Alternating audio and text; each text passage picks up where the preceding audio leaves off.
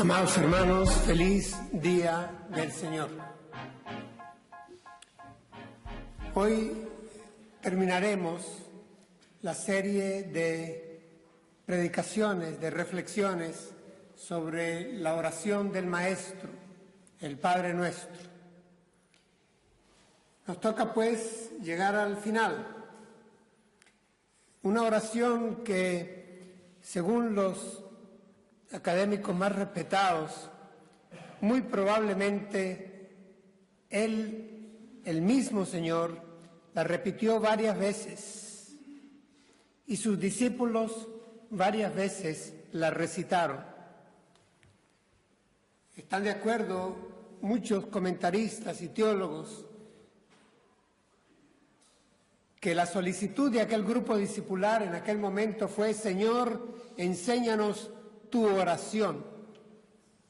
Por lo tanto, ese carácter personal que tenía la oración del Padre Nuestro, así la llamamos nosotros, ese carácter personal que identificaba a quien la orara, la repitiera como discípulo de Jesús, perfectamente nos hace pensar que los discípulos con frecuencia la repitieron y el Señor Jesús probablemente también. Inclusive las dos versiones que tenemos del Padre Nuestro, la de Lucas y la de Mateo, no siendo idénticas, también andan en este sentido orientándonos y dándonos algo de luz. Justamente quisiera referirme a que el segmento final de la oración del Señor, ese segmento llamado doxológico, cierre doxológico del Padre Nuestro, no se encuentra en todos los manuscritos del primero y segundo siglo. Se encuentra en algunos manuscritos y en otros no. Yo voy a leer para ustedes la oración del Señor y nos quedaremos con el cierre doxológico para nuestra reflexión de esta tarde. Dice así la palabra de Dios. El Señor Jesús responde al discípulo que viene a pedirle que les enseñe a orar, diciéndoles: vosotros pues oraréis así: Padre nuestro que estás en los cielos, santificado sea tu nombre. Venga tu reino, hágase tu voluntad como en el cielo, así también en la tierra. El pan nuestro de cada día, dánoslo hoy. Perdónanos nuestras deudas, como también nosotros perdonamos a nuestros deudores. No nos dejes caer en tentación, sino líbranos del maligno, porque tuyo es el reino, el poder y la gloria por todos los siglos. Amén. Les decía que algunos manuscritos de los más tempranos no tienen el cierre doxológico al que nos referiremos hoy. Sin embargo, otros sí lo tienen. En especial, toma seriedad esta documentación llamada el Didaqué, o la enseñanza de los 12 apóstoles. Era un manuscrito que data de finales del siglo I o comienzo del siglo II, es decir, bien temprano, bien antiguo. En el Didaqué está este cierre doxológico. El Padre Nuestro aparece con este final: porque tuyo es el reino y el poder y la gloria por todos los siglos. Amén. El Didaqué fue utilizado por toda la iglesia primitiva, todas las iglesias del primero y segundo y tercer siglo, como material de enseñanza para las congregaciones. Así que el Padre Nuestro recitado por la Iglesia primitiva llevaba este cierre doxológico que está en el Didaqué, en ese documento. Si vamos al siglo XVI y nos instalamos en la versión primera en español, Casiodoro de Reina, 1569, el Padre Nuestro aparece con el cierre doxológico. Y si avanzamos unos pocos años, siempre en el idioma español, ya con la contribución de Cipriano de Valera, sale en el 1602 la versión Reina Valera con el cierre doxológico, porque tuyo es el reino y el poder y la gloria por todos los siglos. Amén. Es decir, que en idioma español siempre hemos tenido la versión del Padre Nuestro con el cierre doxológico que hoy nos ocupa. En realidad, lo que estamos revisando acá es lo que sería el lógico final para una oración judía. La oración judía, como recuerdan, hemos dicho, usualmente tenía al comienzo y al final una expresión de alabanza, de reconocimiento a la grandeza del Dios de Israel, del Dios de la creación, del Dios del pacto, del Dios de los padres. Siempre al comienzo y al final estaba. Y los teólogos, principalmente los de raíz protestante, están de acuerdo en que esta doxología, llamada doxología trimembre, porque tiene tres conceptos en su alabanza, porque tuyo es el reino, 1, porque tuyo es el poder, Dios, 2, porque tuya es la gloria, 3, reino, poder y gloria, se llama doxología trimembre. Habían doxologías bimembres, de 2 solamente, y habían algunas plurimembres, es decir, que abundaban. Las encontramos desde Antiguo Testamento hasta Apocalipsis inclusive. Es aquellas en que se mencionan varios motivos de alabanza, no solamente 2 o 3, pero el Padre Nuestro tiene la más frecuente, que es la trimembre, el poder, el reino y la gloria.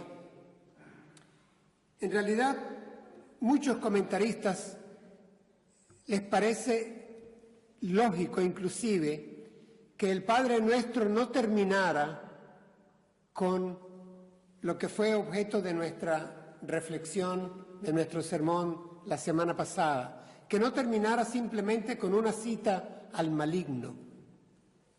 Es decir, una oración que terminara diciendo, líbranos del maligno, y quedara allí. Pareciera que le faltara algo, y en la lógica litúrgica no queda bien una oración que dice, guárdanos, no nos dejes caer en la tentación, mas líbranos del maligno, y se detenga en ese punto. Así que el cierre doxológico es prácticamente aceptado por la gran mayoría de teólogos y comentaristas y académicos de las iglesias reformadas, de la Iglesia Católica y, por supuesto, de la Iglesia Ortodoxa, que lo tiene desde siempre en esa forma. Pero hay algo más, y es que si notamos cómo comienza el cierre doxológico, nos damos cuenta de que hay una palabra clave, y la palabra clave es porque. Es decir, le da continuidad a la frase anterior. líbranos del maligno, y la doxología comienza con una conjunción causal, es decir, va a explicar por qué puede librarnos del maligno. Líbranos del maligno porque tuyo es el reino, el poder y la gloria. Es decir, tú puedes librarnos del maligno, porque tuyo es el poder, tuyo es el reino, tuya es la gloria.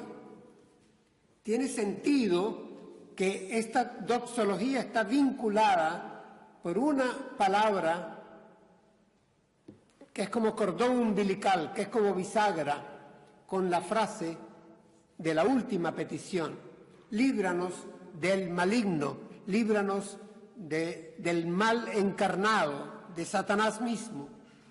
Y esto nos lleva, hermanos, a que a nuestra memoria venga un pasaje. Lucas 4, versículos 5 y 6, dice que el Espíritu Santo de Dios había llevado a Jesús al desierto, a una región apartada, dice, para ser tentado por el diablo.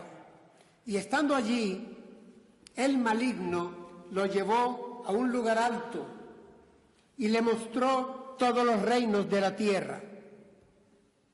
Y el maligno se dirigió a Jesús diciéndole: te daré todos estos reinos de este mundo, y te daré el poder, y te daré la gloria, porque a mí me han sido dados, a mí me han sido entregados, y yo puedo darlos a quien yo quiera. A quien yo quiera se los doy. Noten bien cuál es la tentación del maligno para Jesús. ¿Qué afirma el maligno? Todo el poder y la gloria y los reinos de este mundo me han sido dados, y a quien quiero se la doy. Repito, todo el poder y la gloria y los reinos de este mundo. Satanás se atribuye a sí mismo, el maligno se atribuye a sí mismo el control, el poseer, el tener y el poder disponer de los reinos de este mundo, del poder y de la gloria. Y con esto tienta a Jesús. Y ahora en la oración del Padre Nuestro nosotros podemos afirmar: líbranos del maligno, porque tuyo es el poder y el reino y la gloria, no de Satanás, es tuyo. Satanás tienta a Jesús con una mentira. La oración del Señor aclara y define que el reino, el poder y la gloria no son de Satanás. Le pertenecen a Dios. Hermanos, sin embargo, leemos en la Escritura, y esto tenemos que afirmarlo y aceptarlo y no podemos esquivarlo, que cuando Dios visita a la humanidad, a lo suyo vino y los suyos no lo recibieron. Es decir, la Escritura nos afirma que el mundo entero está bajo el poder del maligno. Primero de Juan 5, 19. Ahora, ¿qué está pasando aquí? ¿Quién tiene en realidad el poder y la gloria? ¿A quién se le da? ¿Quién tiene el gobierno de los reinos del mundo? ¿Lo tiene Dios o lo tiene el diablo? ¿Lo tiene Satanás, el maligno? ¿Quién? El apóstol Pablo trata el tema. Yo solamente quiero citar a ustedes dos textos. En Efesios 2 dice: el maligno ejerce su poder en los que viven en desobediencia. Ah, caramba. El maligno ejerce su poder en los que viven en desobediencia. Ahí Él es rey, ahí Él tiene poder, ahí a Él le dan la gloria, ahí se hace la voluntad del maligno, pero es en los que viven en desobediencia, aclara el apóstol Pablo. Por lo tanto, esto de que tengo autoridad sobre todos los reinos del mundo, esto de que el mundo entero está bajo el poder del maligno, es el mundo en desobediencia está bajo el poder del maligno. Sin embargo, sigamos en honestidad afirmando, es que pareciera que la mayoría está en desobediencia. Es que pareciera que el sistema organizado de maldad en el mundo, de verdad, está bien generalizado, bien cosmetizado, bien institucionalizado. Es decir, no podemos negar que el maligno tiene poder, autoridad, control, dominio sobre todos los que desobedecen o viven en desobediencia. Y el asunto es que la mayoría de los hombres y mujeres viven en desobediencia.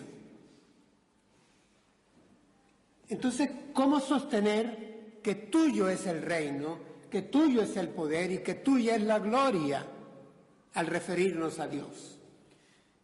He de hacer una aclaratoria aquí en este momento. Cuando se habla de reino, la palabra en realidad es reinado, es basileia en griego, porque tuyo es el reinado. ¿Recuerdan cómo lo anunciaba Juan el Bautista? Arrepentíos, porque el reino de los cielos se ha acercado. Hermanos, y cuando llega Jesús, afirma que el reino de Dios está ya aquí, está entre ustedes. Se presenta Él como quien trae el reino de Dios a la tierra. Es interesante cuando revisamos en los 4 evangelios la expresión reino de Dios, reino de los cielos o evangelio del reino aparece más de 60 veces en los 4 evangelios. Y en el evangelio de San Mateo aparece 36 veces. Es el evangelio que va dirigido a los judíos, es el evangelio que va dirigido a ese pueblo que esperaba el reinado de David, que durará por siempre. Es el evangelio que va dirigido al pueblo que esperaba el Mesías, al Rey, que viene en el nombre del Señor. A ellos Mateo escribe haciendo alusión al reino de Dios, al reino de los cielos, o al evangelio del reino, en palabras de Jesús, en 36 oportunidades. Así que es importante, no podemos esquivarlo de ninguna manera. Y esta expresión doxológica de cierre tenemos que atenderla y tenemos que analizarla. La oración del Padre Nuestro tendrá, por lo tanto, de comienzo una invocación, Padre Nuestro que estás en los cielos. Le sigue un bloque de peticiones, las hemos estudiado. Y luego hay un cierre de alabanza doxológica y de declaración y profesión de fe, porque tuyo es el reino, el poder y la gloria por todos los siglos. Amén. Y ahí se cierra la oración del Padre Nuestro. Hermanos, en cuanto a la palabra gloria, quiero hacer también una precisión. Nosotros damos gloria a Dios, pero, y eso es cierto, pero Dios tiene su gloria, que es diferente a la gloria que nosotros podemos darle. Dios tiene su gloria. La gloria de Dios es inherente a su majestad, a su grandeza, a su santidad, a su omnipotencia. Es decir, Él en sí es glorioso. Esto tenemos que tenerlo claro. Dios tiene su gloria, que no depende de la gloria que los hombres le rindan. Tiene su gloria.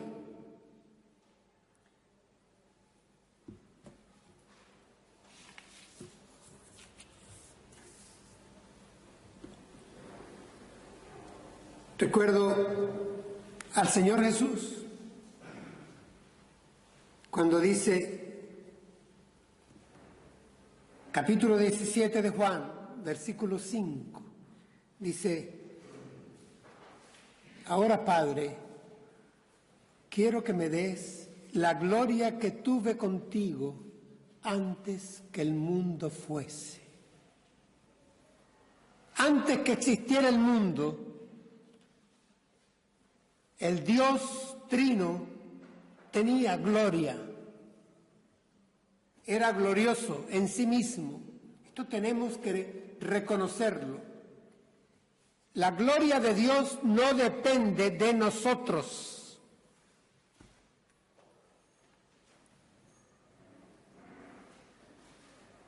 De hecho, el apóstol Juan, cuando escribe su evangelio, se refiere al momento de la encarnación diciendo: y vimos en Jesús su gloria, la vimos su gloria como del unigénito del Padre, lleno de gracia y de verdad. Es decir, pudimos percibir, dice el apóstol, la gloria suya, la gloria de Dios que se refleja en la faz de Jesucristo. Es decir, Dios tiene su gloria, y esto es importante que lo recordemos, que lo tengamos presente, porque no depende de nosotros. Ahora, hermanos, esta gloria de Dios, el reinado de Dios y el poder de Dios en el propio Padre nuestro nos crea una tensión. Hemos pedido que tu reino venga. Y luego, al final, decimos: porque tuyo es el reino. Aquí hay una aparente tensión. Que tu reino venga. Y luego cerramos: porque tuyo es el reino. Esto es lo que en teología se conoce por el ya y el todavía no. Es decir, hay un ya cumplido del reino de Dios y hay parte que espera por su cumplimiento final y su consumación definitiva. El reino de Dios tiene sus tiempos y sus dimensiones. Aquel que dice: venga tu reino, es el mismo que de rodillas debe orar y decir: ven, Señor Jesús. Porque cuando Él regrese, su reino se consumará. El apóstol Pablo dice que una vez que Él haya sujetado todas las cosas, las presentará al Padre y Él mismo se sujetará al Padre, para que Dios sea todo en todos. Ahí se consumará. Llegará a su tiempo final, escatológico supremo, consumado el reino de Dios.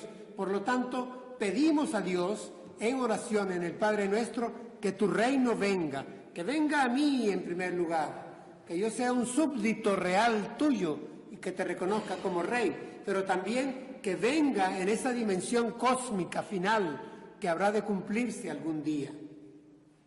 Que tu reino venga no va en contra de que tuyo es ya el reino. Miren, nos podemos ir 3000 años atrás y voy a leer para ustedes en Reina Valera. El rey David, ya poco antes de su muerte, Primera de Crónicas, capítulo 29, dice así David: tuya es, oh Señor, la magnificencia y el poder, la gloria, la victoria y el honor, porque todas las cosas que están en los cielos y en la tierra son tuyas. Tuyo es, oh Señor, el reino, y tú eres excelso sobre todos. Las riquezas y la gloria proceden de ti, y tú dominas sobre todo. En tu mano está la fuerza y el poder, y en tu mano el dar grandeza y poder a todos. Y ahí sigue David alabando el reino, el poder y la gloria de Dios. Es decir, esto es muy antiguo y nosotros pudiéramos pasearnos por pasajes anteriores a este, o irnos a los Salmos y leer un conocido pasaje cuando escribe el dulce cantor de Israel: el firmamento nos habla ¿de qué? De la gloria de Dios. La bóveda celeste es expresión de lo que sus manos han hecho. Es decir, la gloria de Dios está en la creación. La gloria de Dios llena, la mayoría de los salmos alaban la gloria de Dios. Entonces, yo quiero que quede bien claro para nosotros, hermanos, como hijos de Dios, que nosotros glorificamos a un Dios glorioso.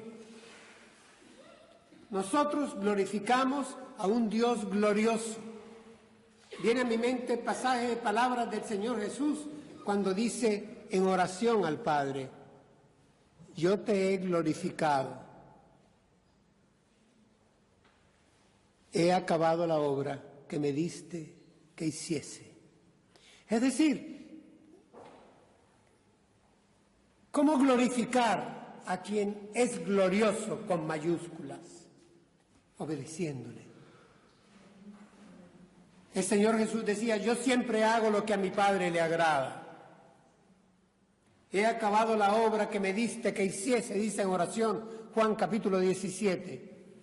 Esto es haberle glorificado. Y dice: y ahora te pido que tú me glorifiques a mí, dándome la gloria que tuve contigo antes que el mundo fuese. Pasaje que ya les recordé. Hermanos, esto de el reino, el poder y la gloria van juntos. Recordemos que podemos observar en el mundo afuera, es que lo vemos al salir de acá, lo vemos al conversar con los vecinos, lo vemos al ver la televisión, lo vemos al revisar las redes sociales, es decir, en cualquier lugar. Nosotros vemos que el mundo no reconoce el poder de Dios, la gloria de Dios, el reinado de Dios. No lo reconoce. No. El Señor Jesús en esa misma oración dice: Padre mío, el mundo no te conoce.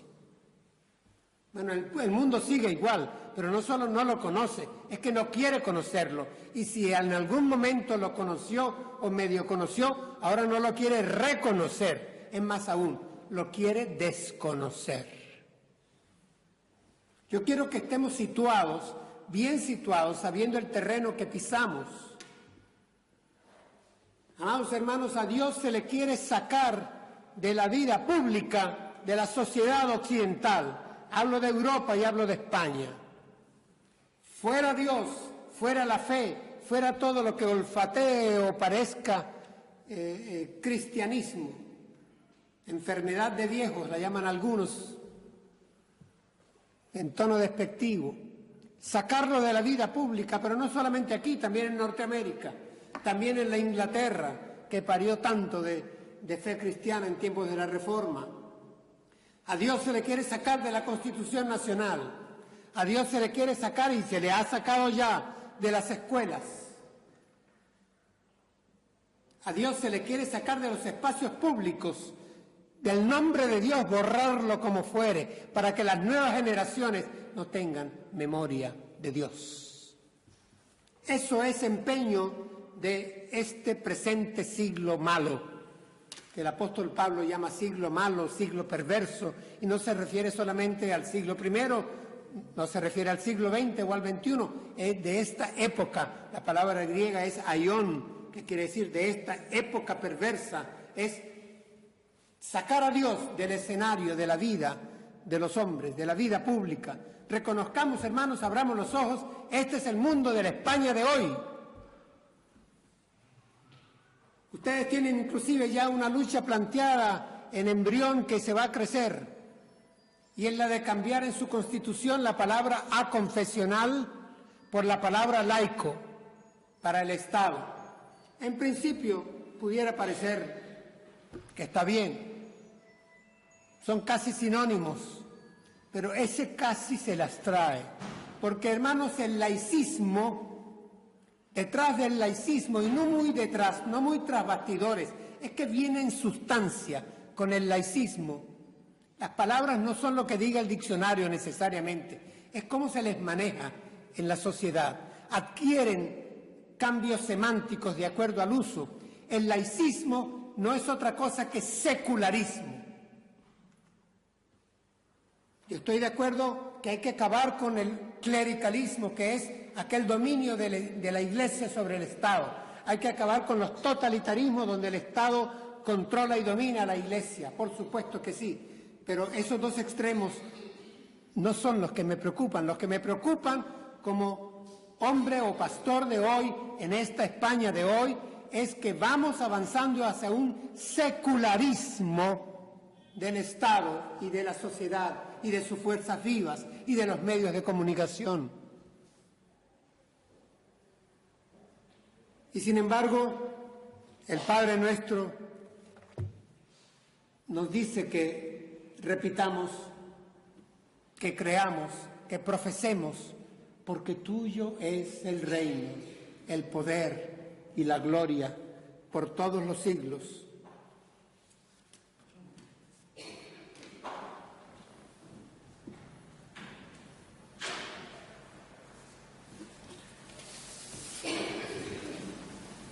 Es difícil en nuestro tiempo tener que hablar del Evangelio del Reino. El Señor Jesús se refirió y definió su mensaje, su predicación, como el Evangelio del Reino. El Evangelio del Reino. Pero si detallamos lo que estamos afirmando que nuestra predicación, nuestro mensaje es el Evangelio de un rey. Estamos hablando de rey, estamos hablando de monarquía en tiempos en que aún la democracia ya se considera en sí mismo cuestionada. Es decir, en tiempos de democracia vamos a hablar de monarquía. Es más, vamos a hablar de teocracia, que eso es el proyecto político de Dios en la Escritura.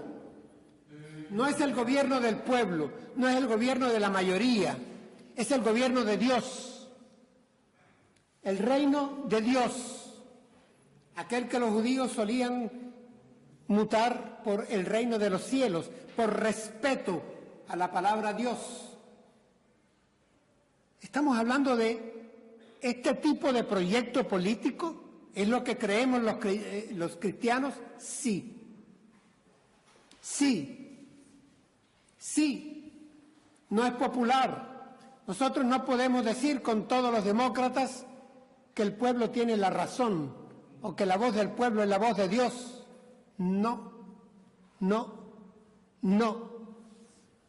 Nuestro proyecto es que al final de los tiempos habrá un solo gobernante, que es este. Léanse Apocalipsis, capítulo 4, capítulo 5, capítulo 7, capítulo 11, y encontrarán en todos ellos el canto del cielo. El canto del cielo es porque tuyo es el reino, tuyo es el reino, tuyo es el reino, tuyo es el reino, tuyo es el poder, tuya es la gloria, tú eres el único digno, tú estás en el trono, tú eres el único que gobierna.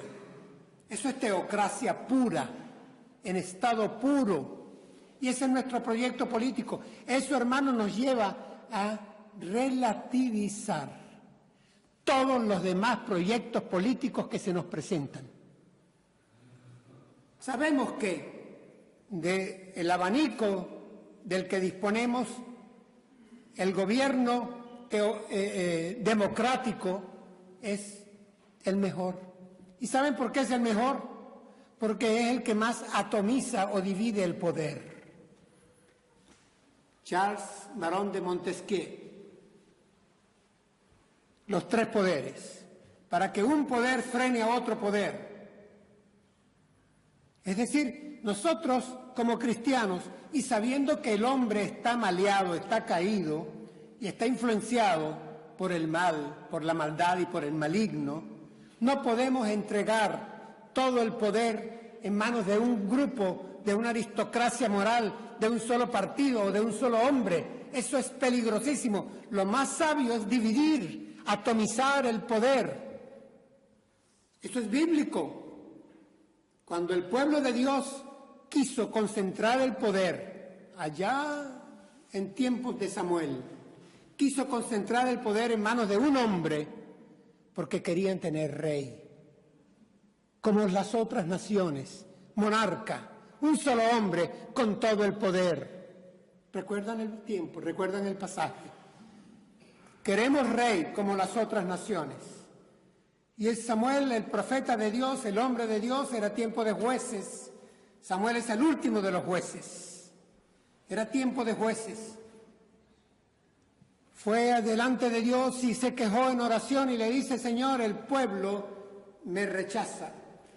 La respuesta de Dios no es a ti a quien rechazan, Samuel, es a mí. Dales rey. ¿Quieren rey? Dales rey. Pero adviérteles que ese rey a quien le conceden todo el poder y la gloria y el honor, les va a quitar sus propiedades, sus muchachos los mandará a la guerra, les quitará sus mujeres, sus riquezas, les cobrará impuestos, los va a esclavizar. Dales rey. Así que mientras podamos despojar más de poder a pequeños grupos o a individuos en solitario, mejor, porque bíblico es que el poder muestra la corrupción que hay dentro del hombre. Pero aquí se está diciendo que tuyo, oh Señor, se habla de Dios, del Padre que está en los cielos, tuyo es el poder, tuyo es el reino, tuya es la gloria. Así que nuestro proyecto, hermanos, nuestro proyecto y profesión de fe político-escatológica, si quieren llamarla así, y con toda propiedad lo puedo defender desde el punto de vista bíblico y teológico, nuestro proyecto político-escatológico se llama Reino de Dios. No tiene otro nombre, teocracia, Reino de Dios, no es el gobierno del pueblo, es el gobierno de Dios.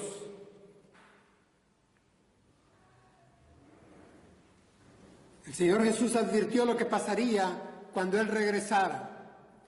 Mateo 24, versículo 30, dice: y ustedes verán al Hijo del Hombre viniendo sobre las nubes del cielo con poder y gran gloria. El Hijo del Hombre, cuando vuelva, vendrá ya no como el siervo sufriente que fue cuando vino, vendrá con poder y gran gloria. En Apocalipsis me gusta aquel pasaje que dice: todos los reinos del mundo han venido a ser de nuestro Dios y de su Cordero. Es decir, ese es nuestro futuro. Hacia allá apuntamos, si quieren vamos a llamarla entre comillas, esa es nuestra utopía. Hermanos, ese es el Evangelio del Reino. Y la oración del Maestro no podía terminar de otra forma que refiriéndose al reino, al poder y a la gloria. Pero añade algo más. Si avanzamos en esta doxología, vemos que dice que esta será por todos los siglos. Es decir, hermanos, cuando a mí me ponen contra la pared y me dicen si yo soy milenarista o soy premilenarista o postmilenarista o amilenarista, yo le digo: yo soy eternista. Y soy eternista porque creo es en el reinado de Dios por los siglos de los siglos, que quiere decir eternidad, sin fin. Desde el comienzo hasta el final. Si Jesús, el Hijo, el Cristo, es el Alfa y la Omega, si tuvo la gloria antes que el mundo fuese, si llena ahora de gloria la presencia de Dios con su presencia en el cielo de Dios, si estará sentado en el trono donde está Dios mismo en la visión de Apocalipsis. Quiere decir que vamos de gloria a gloria y hay gloria hoy, hay poder hoy y hay rey hoy. Lo hubo al comienzo del mundo y lo habrá al final. Eternidad, eternidad.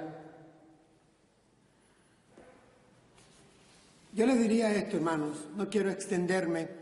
En otra oportunidad vamos a hacer una serie sobre el reino de Dios, para revisar lo que en una frase muy breve les mencioné, recuérdenlo, el reino de Dios tiene sus tiempos, pero también el reino de Dios tiene sus dimensiones. Y si el mensaje de Jesucristo, Él mismo lo llamó el Evangelio del Reino, tenemos que tocar este tema, este aspecto de nuestra fe. Después de resucitado, Él se quedó 40 días con sus discípulos. ¿Y saben qué? En Hechos de los Apóstoles se nos dice que hizo 2 cosas solamente durante esos 40 días resucitado. Se quedó con ellos 40 días, dándoles muestras de que estaba vivo y enseñándoles el Evangelio del Reino. Tal vez valga la pena que le dediquemos algunos sermones en un futuro al Evangelio del Reino. Por de pronto, y para cerrar, por de pronto, acostumbrémonos a leer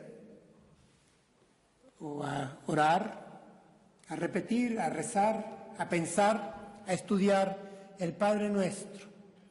Porque les digo una cosa, hermanos, ese cierre doxológico del Padre Nuestro es el canto de la multitud que nadie puede contar y que el vidente de Patmos vio, pero que oyó, porque siempre hablamos del vidente y la visión de Apocalipsis, pero el vidente fue oyente también.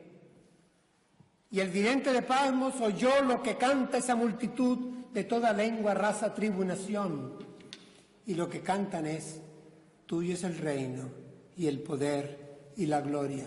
Y tal vez haríamos bien en ir ensayando el canto, porque es lo que cantaremos por la eternidad. Tuyo es el reino y el poder y la gloria por todos los siglos. Amén.